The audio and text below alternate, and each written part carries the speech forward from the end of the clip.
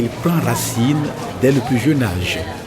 Passé scolaire difficile, rupture familiale, problèmes de santé, effritement des compétences de base, l'illettrisme, bien que souvent invisible, représente un défi majeur qui nécessite l'engagement de tous. Cet engagement, les Rotary Club des pays francophones l'ont également pris en introduisant dans leur mission le concours de dictée en collaboration avec l'association Coup de pouce en France. L'initiative est venue de la France d'abord parce qu'on estime que dans ce pays qui est à culture française, il y a des illettrés. Donc il y a une association avec qui le Rotary travaille là-bas qui s'appelle Coup de pouce, qui lutte contre l'illettrisme en France. Donc l'initiative a été envoyée aussi dans les autres pays francophones du monde, je vais dire dans tous les districts francophones, pour aider. Les fonds récoltés vont aider l'association ou bien les districts à mener des activités en faveur de la lutte contre l'illettrisme.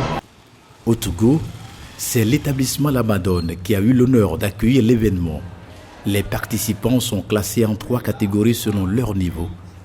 Ils ont été donc soumis à une dictée, chacun en ce qui le concerne. Le meilleur des 3 catégories aura un prix lié au français, un dictionnaire ou un livre déjà.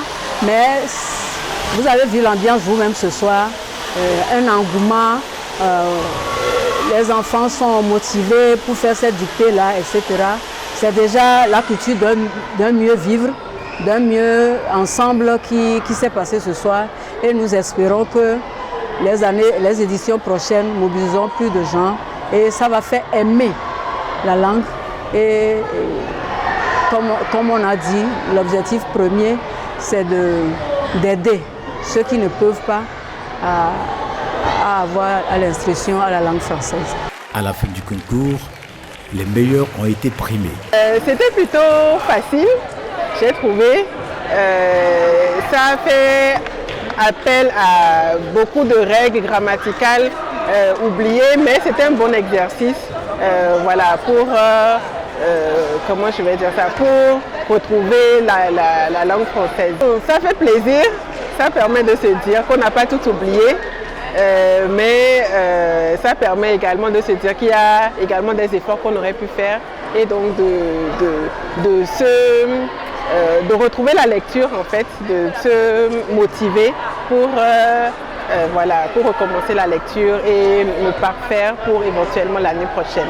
Un concours intéressant qui appelle à un retour à la langue française et qui s'est bien déroulé selon le jury mis en place pour la circonstance. Donc dans l'ensemble, tout s'est bien passé. La correction aussi s'est faite dans les règles de l'art. C'est vrai, les mots qui ont beaucoup embêté, c'est les mots d'orthographe, surtout que le texte n'était pas de la culture africaine. Donc les mots étant nouveaux d'une autre culture, ça a un peu embêté les candidats.